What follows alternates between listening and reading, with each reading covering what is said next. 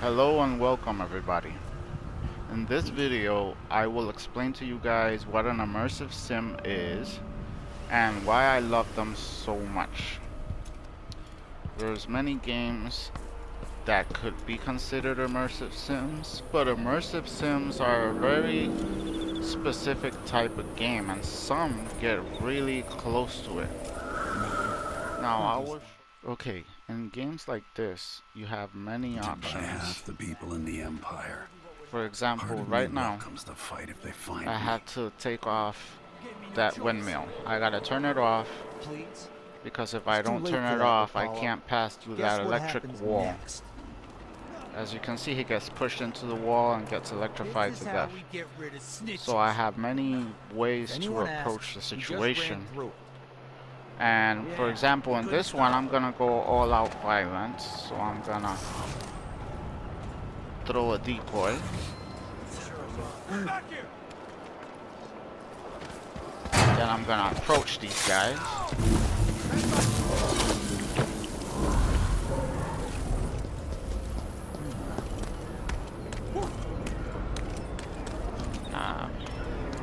Now I could just go up here.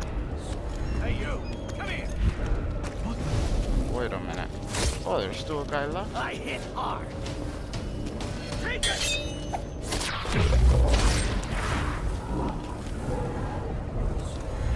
I could go up here, pull the lever, and the wall is turned off. As simple as that. I took them all out. I had the choice to be stealthy or to go all out like I just did. I had a choice. That's the point. This is one of the features I love.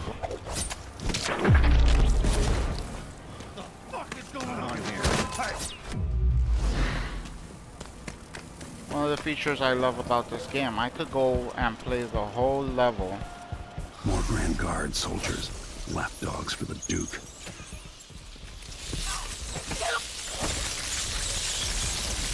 I could go out and play the whole level like this if I wish. And I could just keep going non-stop.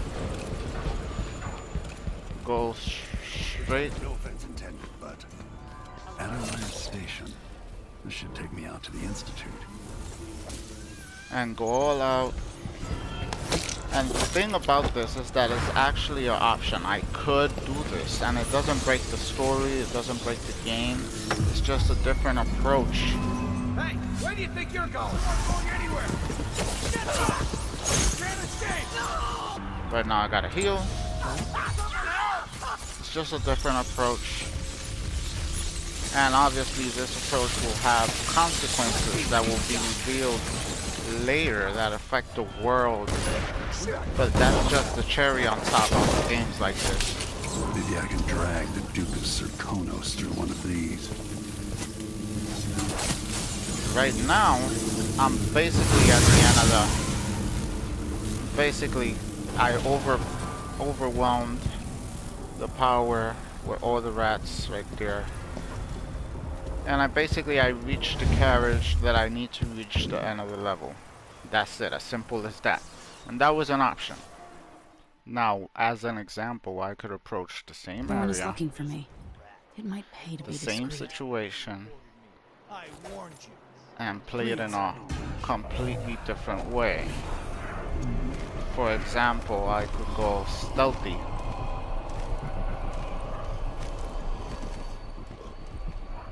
And instead of turning off the windmill, We're conducting a search for heretical artifacts.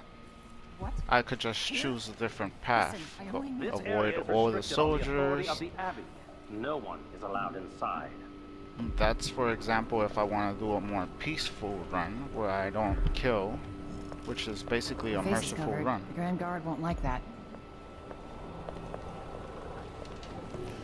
And now, for example, I could just approach the situation in a whole different angle. I don't even have to do anything to that guy. I could just go out through this window and basically I gotta make it to the same place. The window! Gotta make it to the same place, but with a whole different approach. And I do have many options to do that. For example, I could just climb up here and keep approaching it very stealthily. Just choose a completely different path for the same situation. And I could do that, and it won't break the game. It's made for this. It's made in a way where you could approach the situation any way you wish. Now right here, I'll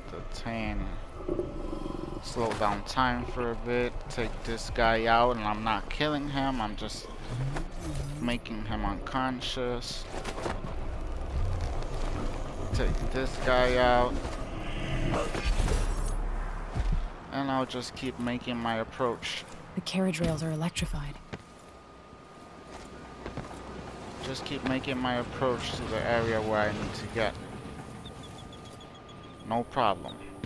I have many options. Right there's the train station I need to get to, and I could think and find a way in without getting caught and without killing. And that's an option, and that's what's amazing about games like this.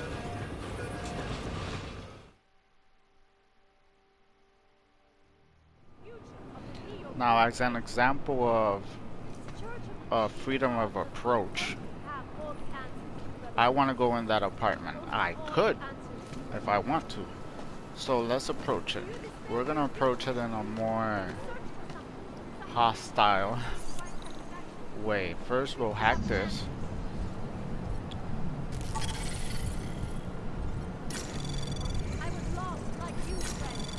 I'll hack the door. Access granted.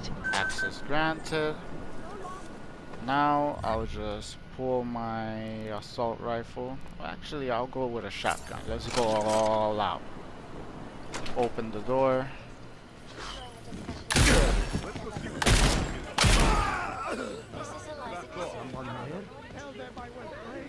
In the apartment, corner here. And I'm in.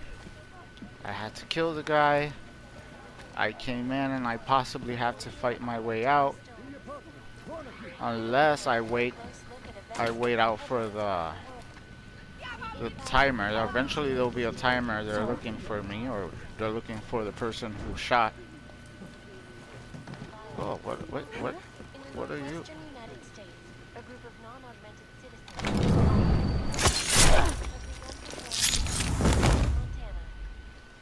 No, I could go all out violence and get inside the apartment I wanted to, and I could come out this other way and escape, or whatever I wish to do. That's just a way I could approach it, and I have the freedom to do so. Okay, now as an example, I could approach the same situation, but in another route. I could go in this ventilation system over here, and there's the guy that I killed. I could just go in and non-lethally take him out, you know? Non-lethally just knock them out, you know? The difference is that they're knocked out instead of actually being dead. I came in, I think it was just as fast and just as efficient, but there's just another option I could do, you know? Another approach. And I love that about games like this. Choose, the freedom of choosing, the freedom. As a matter of fact, if I wanted to, I could come down this alley and find a way up this window and come in through the window if I wished. It's just, I really appreciate the option, the freedom, you know?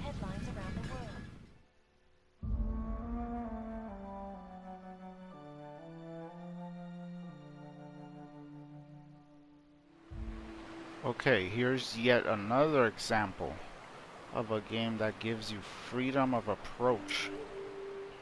for example, I better check it out. Sorry, we got an agent now. I could approach this going all out hostile.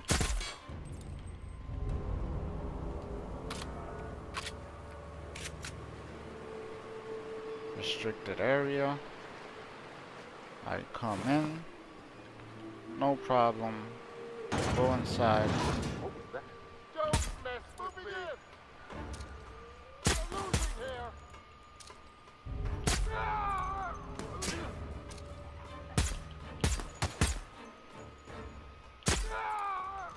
I'll hold them back. Well, I haven't played this in a while. My aim is not great. Are we done? The option to slow time down, as usual, that these games have, to have better accuracy.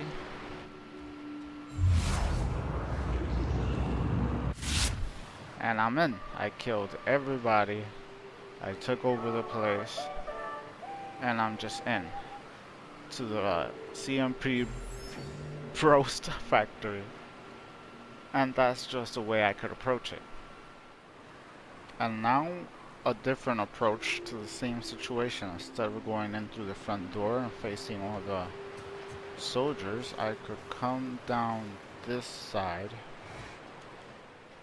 avoiding these creatures if I can, because the world is alive, as I explained before. Approach this waterfall and find this hidden latch by the side, and obviously I have to explore to find this.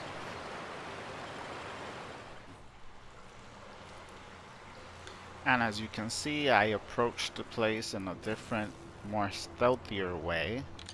Came in through the side and approached the same place, yet now I'm inside, and I did not have to face the soldiers, and I could keep approaching in a more stealthier way.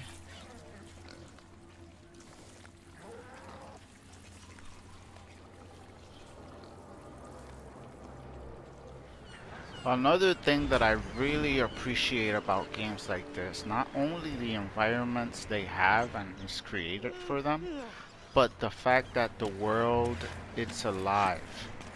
The fact that people are living their lives within the world.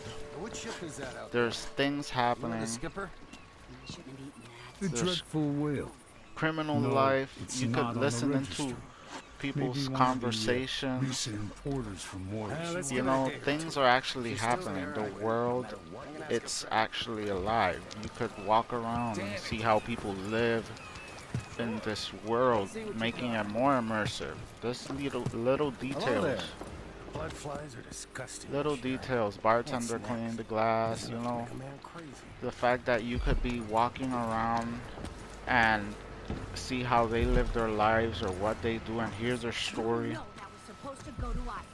Situations happen just by you approaching, and it's not related to the story at all. It's just the fact that it makes the world alive. It's an option. It's a thing that I really appreciate about games like this. It has a world. It's alive. That's adding It's more really, distance. really alive. Because it was And things dropped play from out a boat, loading up for freight. like you can see how people live their life, and I Spices and really dried fish. appreciate that. Maybe And worth it more than seems what like you not too lost. many games are made like that. deal, Maya. But Oh, thank you, Ramus. here's the situation right Still here. not fair than just taking what was ours, but we appreciate what you're offering. If it's like you say, and we can find buyers, then it'll get us through the next month. Good, good. Look, Okay, I wish I have could've stopped seen him. Just seen make me the do it situation tomorrow, before, okay? and it wasn't time. like this. We'll be here.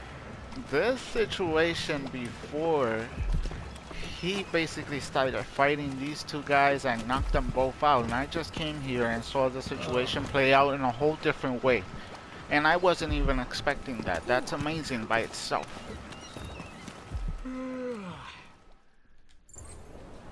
Now, as I was saying, in games like this, the world is alive. Sure, I'd be happy to. Oh, it's really simple. Zoom there, button there, hold and wait for the green light. No problem.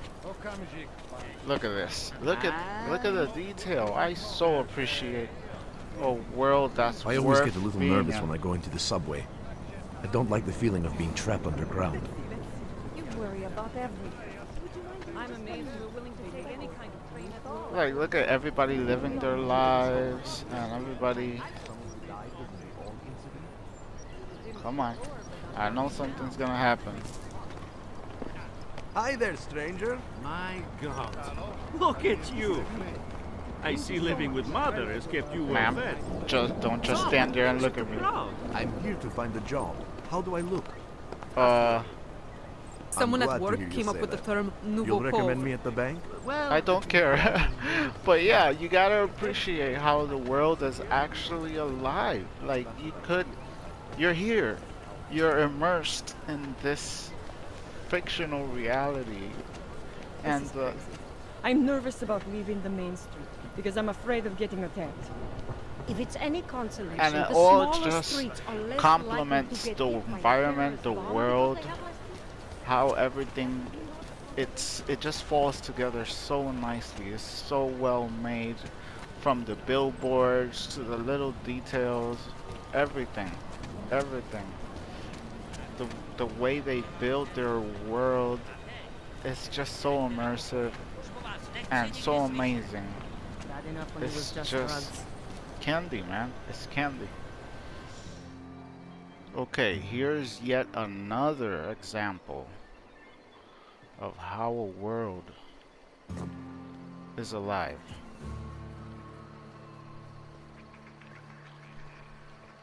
Here I'm in this little rustic little town. There's You'd people. think folks were pissing in the alleyways as bad as it stinks. oh, they are. So that puddle I stepped in? That wasn't beer. Yep, that wasn't beer. You gotta appreciate the little details. There's always rats in all these games too, for some reason.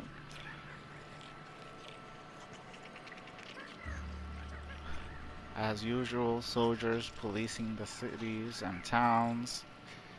You know, this one is a little quieter, but it has all the details to appreciate that, and to understand and appreciate that the world is alive. You know, you're not just... Knock, knock. Go away, White. That's not how the game works. I say, knock, knock. The like I'm on details, outside of a door. the And you details, the amazing world, environment, the people to complement the world and environment according to the lore and the story. Everything. The fact that you don't feel alone in this empty world with nothing, where everything is lifeless and empty and you're just by yourself. No, they create a world for you to immerse yourself in and feel like you're there and be part of the lore and story and everything that has to do with immersing you in this amazing worlds they create.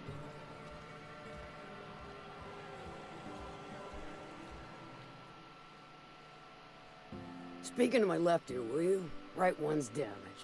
Last we talked, I only caught half of what you said. Well, I'm half listening. Okay, another good thing about games like this is the fact that you have a skill tree and you have powers and abilities which you could modify as you wish. For example, there's this ability right here called Blink. If I add Blink,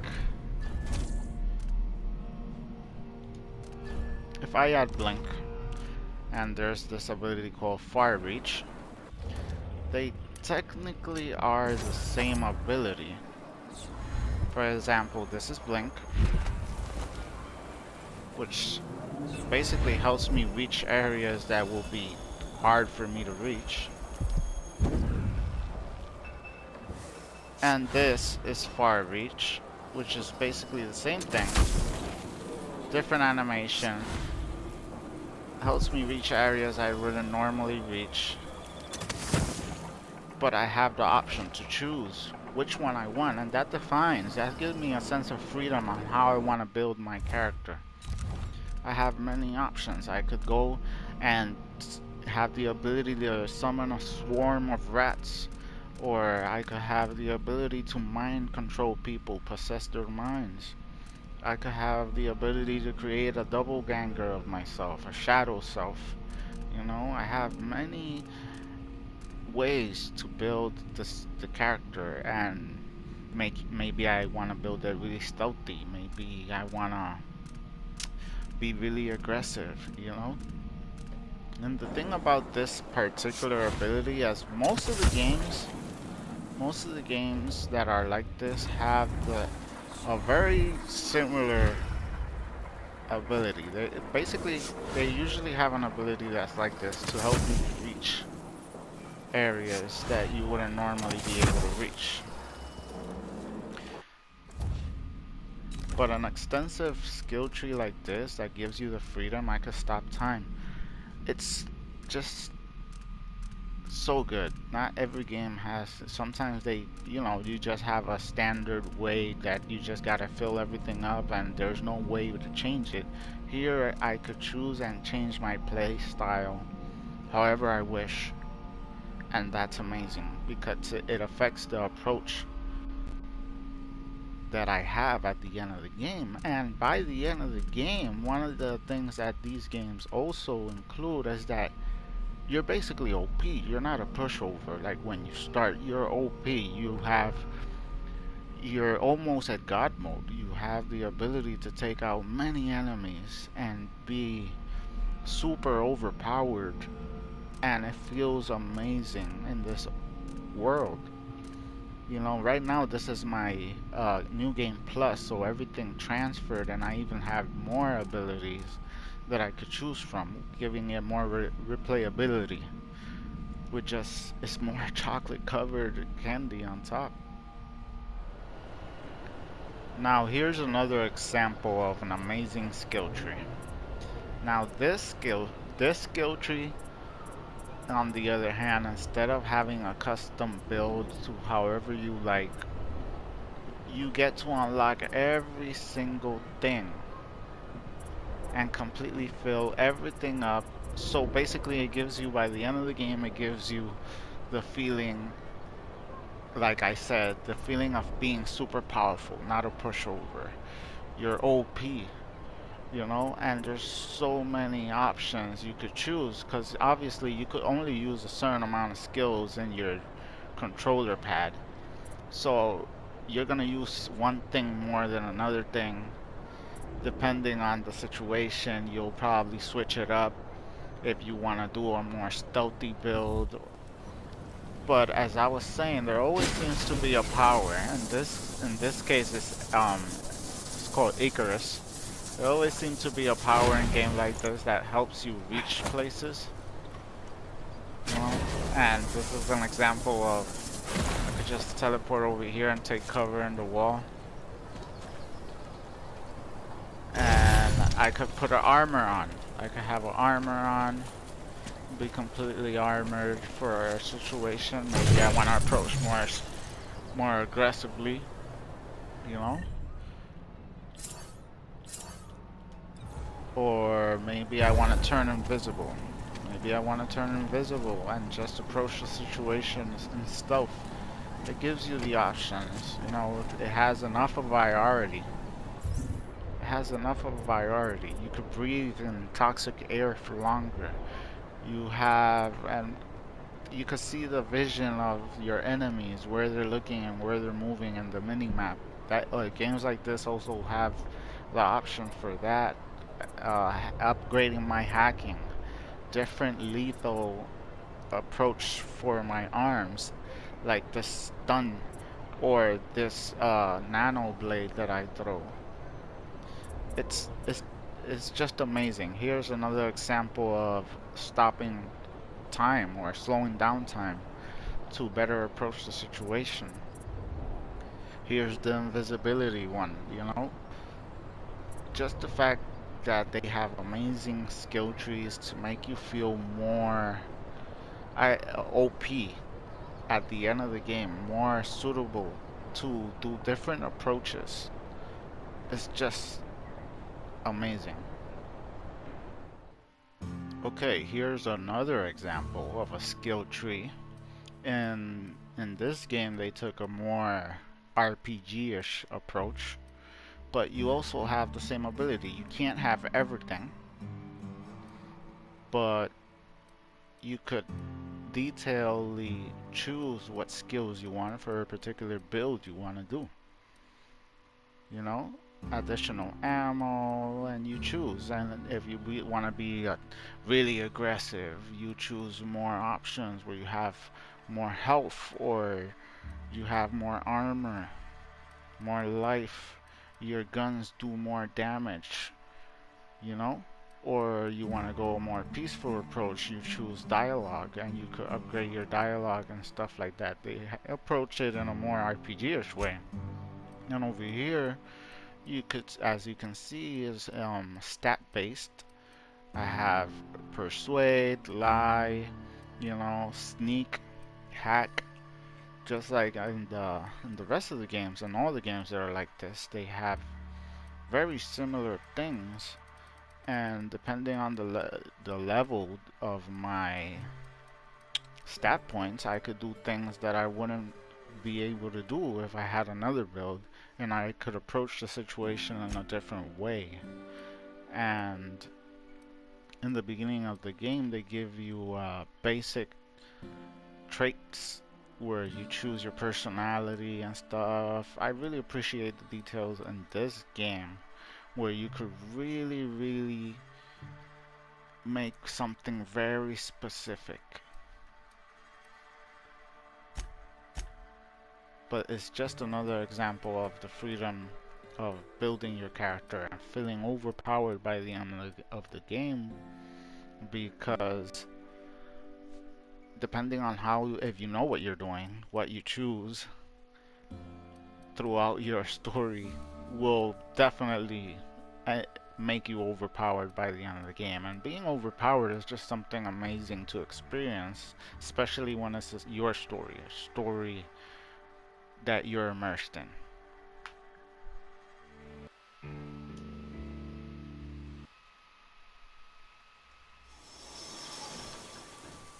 Okay, another thing I wanted to point out about games like Metro and Fallout, and why I include them in this genre, they have all the symptoms that an immersive sim would have, which is, one of the things is a semi-open world, which is not really truly an open world except Fallout, but the fact that they're semi-open world.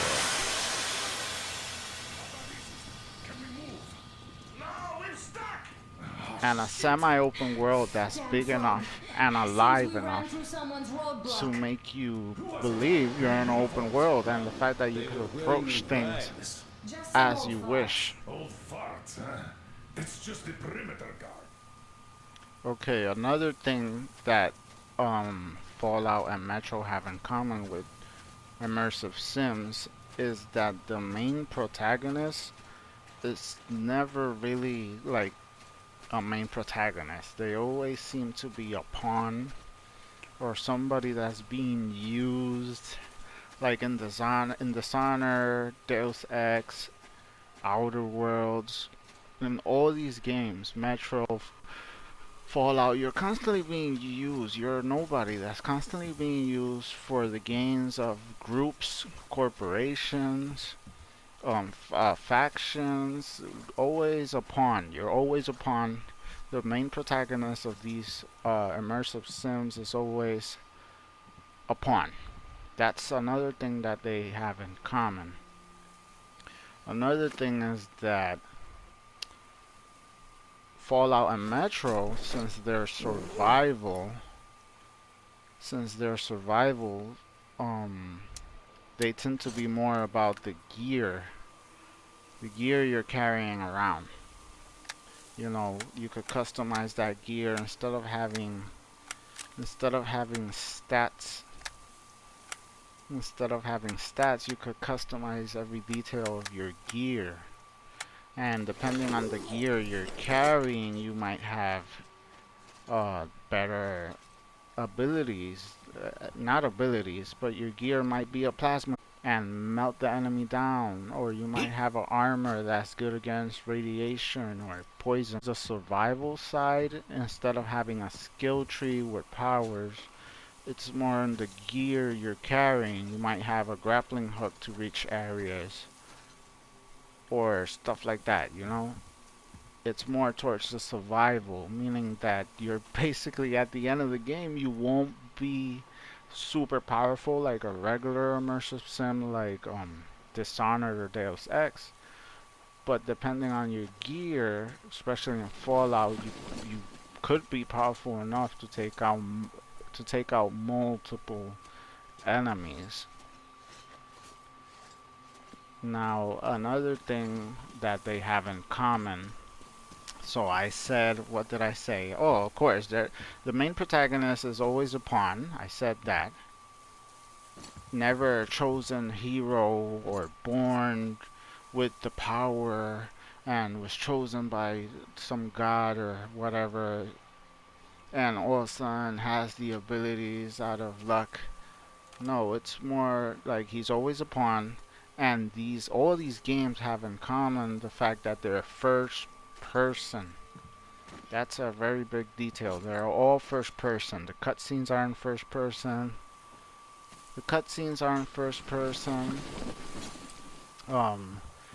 Everything is in the perspective of first person. You understand? Could you check it out? So that's why I include. Wait, how do I turn on my flashlight again? Like that. So everything is in the first person view. And another thing they have in common is the fact that you could approach a situation however you wish. Like, there's different ways, and you could do that in Metro. As I was saying, in a immersive sim, you could approach a situation in different ways.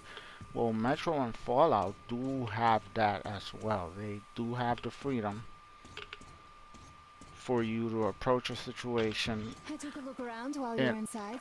in a more aggressive or a more peaceful way, and it affects the end of your game. Or that's another thing they all have in common. It affects the end game, how you made your choices. Were you relentless, violent, or were you peaceful and stealthy? You know, these things, they all, that's what Metro and Fallout have in common with Deus Ex and Dishonored. Those are the few details that make me throw it in the list of immersive sims and why you should try it out and consider these games as immersive sim. If you like the immersive sim genre, I'm pretty sure these games as well. And the detail and the world and the environment are alive. For example, in the Metro area, which is the city area in a game like Metro, it's alive. It's one of the most alive games with busting community and life and people. It's just amazing, and it feels and it creates the environment and immerses you in this world. And as you can see, this game is beautiful, just like Fallout as well. These games tend to be beautiful and beautifully created with plenty of detail, which you will enjoy. Okay, now going back to Outer Worlds. Still drinking? Idiots probably face down on the bar. Outer Worlds. The thing about Outer Worlds that will probably get to you, like, there's two games specifically in this list that it's Outer Worlds and Metro, and the Metro series. The fact is that these two games, the reason they're lower in my liked list is because of the simple detail of having loading screens that are so agonizingly long. Like, I'm not kidding. They have loading screens that sometimes make you wonder if the game glitched. Just add air. Now available. It makes you wonder if the game glitched out or you have to reset it or whatever. And that seems to be a thing, that it's agonizingly long in these particular games. Fallout, I gotta be honest, Fallout sometimes has very lengthy The dissidents loading actually screens. took over the refinery. I can't believe But it. Outer Worlds And then takes it to a new level. And Metro, forget about it. You might even get bored of waiting on a loading screen. Besides that, there are amazing games to play. They got an amazing world and an amazing story. And you should really consider them because they're really amazing and immersive video games that are single player. Another thing is that they're single player and they're offline single players. You don't have to rely on having internet. You could play these games in the middle of an actual post-apocalypse. You won't have to worry about the servers being down. They're your games and you could play them whenever, and you could approach however you wish, and the freedom. It's all about freedom. Because if anything happens one day and their internet gets blown up or whatever happens, a lot of games with live service that rely on servers and stuff like that, they're just gonna die. You're gonna lose everything in those games, and they're not gonna last forever. Someone always has to maintain those servers. There are games that are eventually gonna die.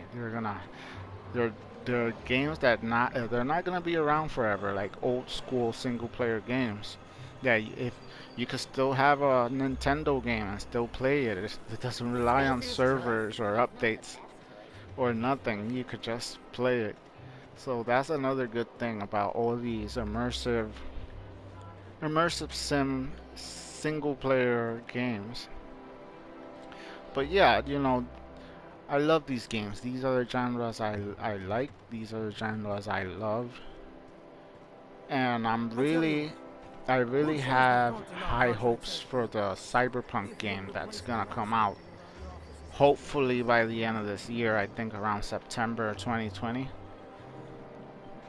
So really have high hopes. It looks like Cyberpunk is gonna be the next immersive sim that might take everything to the next level, especially the fact that it's cyberpunk based, and I'm just a cyberpunk baby. Was born in that era. One of my favorite games ever is a game for Sega Genesis, specifically for Sega Genesis, called Shadowrun, because even though Super Nintendo had Shadowrun, they're not the same one, and that game forever will be one of my top favorite games. So the fact that they're creating this cyberpunk game, and it looks like they're really being loyal to what cyberpunk stands for, and the fact that it's gonna be a single player immersive sim, yeah, it has potential to be my #1 game of the new generation. You know, so here's hope that everything turns out well and it comes out soon, because I'm really looking forward to it more than anybody, because I'm not sure if everybody is a fan of the immersive sim. I don't hear a lot of people talking about Deus Ex or Dishonored, you know, and those are, you know, my favorite games. If I have to choose my favorite games, my #1 will be Fallout, because Fallout has sentimental feeling to me. But to be honest, my number 2 and 3 would be Deus Ex, or actually it would be Dishonored and then Deus Ex, because they're simply the most amazing immersive sims out there that I know of. So I hope you guys know and understood why this genre should have more developers consider making, you know. The fact is that there should be more immersive sims. Developers should do more of these. I don't get enough immersive sims, and not everything could be considered an immersive sim. Some might get close and might, you know, scratch that itch. But an immersive sim is something very specific, you know, and there's just not enough games like this. So I hope you guys know now what an immersive sim is, and you could, you know, now you could do your own search and maybe comment below if you found anything that I missed, if there's some great hidden gem of an immersive sim out there that you want to let me know about. If you subscribe and like this video, it would greatly be appreciated. Thank you so much, and I'll see you guys next time.